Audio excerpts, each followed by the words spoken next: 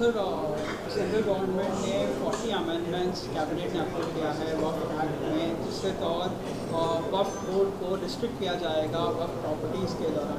कैसे देखते हो सर इस बिल को जो अगले हफ्ते पार्लियामेंट में लाना है?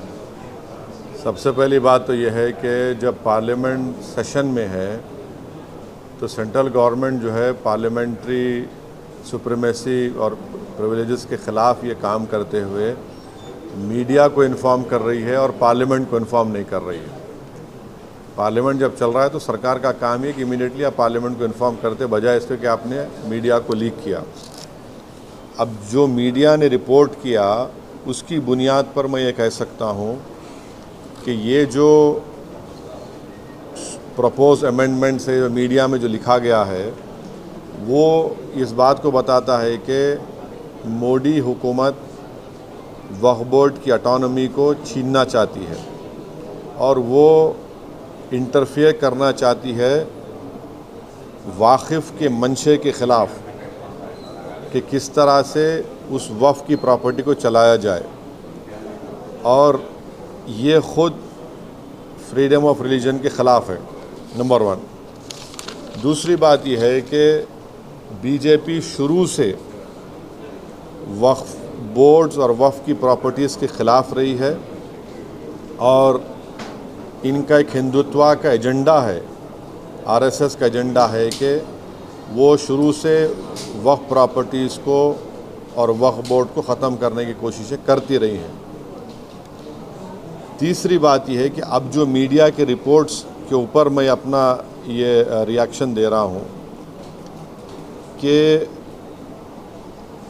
एक बार किसी प्रॉपर्टी को वक्फ डिक्लेयर कर दिया गया तो हमेशा वक्फ रहता है। तो वक्फ एक्ट जो है 54 का है और 96 का है, जो 96 के एक्ट तो 2013 में अमेंड किया गया। वो सर्वे कमिश्नर को पावर्स देता है और सर्वे कमिश्नर को अपॉइंट कौन करती है? State government. तो सर्वे कमिश्नर वक्फ प्रॉपर्टीज आइडेंटिफाई करता, उसके बाद लिस्ट ऑफ वक्फ प्रिपेयर होती है सर्वे कमिश्नर की तरफ से, और वो सर्वे कमिश्नर जो स्टेट गवर्नमेंट का अपॉइंटी है उसको स्टेट गवर्नमेंट को भिजाता और स्टेट गवर्नमेंट गज़ीट नोटिफिकेशन इशू करती है। तो गज़ीट नोटिफिकेशन खुद एक ऑफिशियल एक्ट है और अगर गज़ीट नोटिफिकेशन 1 साल तक चैलेंज नहीं होती तो वो फाइनल हो जाती है और नेचर ऑफ वक्फ हो जाता है। इसको ये लोग चेंज करना चाहते हैं, यानी जो पहले से वक्फ हो चुकी हैं प्रॉपर्टीज़ अब दोबारा उनको इस्टेब्लिश करना पड़ेगा कि ये वक्फ है। ये इम्पॉसिबिलिटी है। दूसरी बात यह है कि गज़ीट का जो कंक्लूसिव नेचर है उसको आप डाइल्यूट करना चाह रहे हैं। माने अब कई लोग वक्फ की प्रॉपर्टीज़ में इंक्रोचर्स है, इलीगल तरीके से वहाँ पर है, तो इनको एक मौका मिल जाएगा कि वो वक्फ प्रॉपर्टीज़ को बोलेंगे कि हमारी प्रॉपर्टी है, वक्फ की प्रॉपर्टी नहीं है। और कोई भी प्रॉपर्टी में ये झगड़े होते कहीं ना कहीं, तो उसको एक एंक्रोचर्स को एक मौका मिल जाएगा। तीसरा न्यूज़ रिपोर्ट ये बोलता है कि अमेंडमेंट इन इस्टेब्लिशमेंट और कंपोजिशन ऑफ वक्फ बोर्ड, तो ये एक्ट खुद ये बोलता है कि हर स्टेट में एक वक्फ बोर्ड होना चाहिए और बोर्ड रिस्पॉन्सिबल होगा उसके एडमिनिस्ट्रेशन और मैनेजमेंट ऑफ वक्फ प्रॉपर्टीज़ के लिए। अब अगर आप अमेंडमेंट करेंगे establishment and composition of Waqf board में तो एक एडमिनिस्ट्रेटिव क्योस होगा, loss of autonomy Waqf board का होगा, और ये गवर्नमेंट का जो कंट्रोल है वक्फ बोर्ड के ऊपर, गवर्नमेंट का कंट्रोल बढ़ेगा तो वक्फ के इंडिपेंडेंस पे एक बहुत बड़ा असर पड़ेगा। चौथी बात उसमें यह है कि वक्फ ट्रिब्यूनल्स है। अब ये जो मीडिया रिपोर्ट ये बोल रहा है कि गवर्नमेंट इन ट्राइब्यूनल्स को डाइल्यूट करना चाहती है। अब ये ट्राइब्यूनल्स के पावर्स को आप डाइल्यूट कर देंगे तो फिर ये केसेस का क्या होगा? इनएफेक्टिव इन्फोर्समेंट होगा। पांचवी बात जो मीडिया रिपोर्ट्स के ऊपर मैं बोल रहा हूँ आपको, इसमें लिखा गया कि अगर कोई डिस्प्यूटेड प्रॉपर्टी है तो डिस्प्यूटेड प्रॉपर्टी का ये लोग बोलेंगे नहीं प्रॉपर्टी डिस्प्यूटेड है, इसका सर्वे हम कराएंगे। अगर कोई प्रॉपर्टी डिस्प्यूट है तो उसका फैसला जुडिशरी करती। यहाँ पर मोदी हुकूमत डिस्प्यूट क्रिएट करेगी, उसका सर्वे कराएंगे। अब सर्वे एग्जीक्यूटिव कराएगा या सीएम कराएगा या बीजेपी पावर बीजेपी कराएगी। अब ज़ाहिर नतीजा क्या निकलेगा आपको मालूम। तो ये भी एक तरीक़ा है उस डिस्प्यूटेड प्रॉपर्टीज़ को डिस्प्यूट बनाना, पहले फिर सर्वे कराना उसका, और सर्वे में रिपोर्ट लिख देना कि नहीं ये वक्फ नहीं है। ऐसे कई मस्जिद दरगाहें हैं हमारे भारत में जहाँ पर बीजेपी आरएसएस ये क्लेम करती है कि वो दरगाह और मस्जिद नहीं है। तो जो पावर जुडिशरी का है वो एग्जीक्यूटिव छीनना चाह रहा है उसको। और एक बात जो मीडिया रिपोर्ट्स के मालूम ये हो रही है कि अब कोई कब्ज़ा करके इंक्रोचर है तो वक्फ बोर्ड को पावर है, उसके पावर्स को अगर आप छीन लेंगे तो फिर पूरा ये तो लॉस होगा वक्फ प्रॉपर्टीज़ का। अच्छा, उसमें एक और मीडिया रिपोर्ट में बात आई है, amendment to the process of Waqf board. ये जो वाकिफ़ होता है वो अगर मेरी प्रॉपर्टी में बोलता हूँ वक्फ बोर्ड को मैं दे रहा हूँ, मैं वक्फ करूँ, वाकिफ़ हूँ, मैं मुतवल्ली मैं रहूँगा किसी और, वो आप बोल रहे वो भी नहीं रहेगा। तो बेसिकली ऑल इन ऑल ये जो है ये पूरे इस तरह का, अगर ये मीडिया रिपोर्ट सही है तो मोदी सरकार ये चाह रही है कि पूरे वक्फ बोर्ड की प्रॉपर्टीज़ को छीन लिया जाए, इनको मुसलमानों से छीन लिया जाए।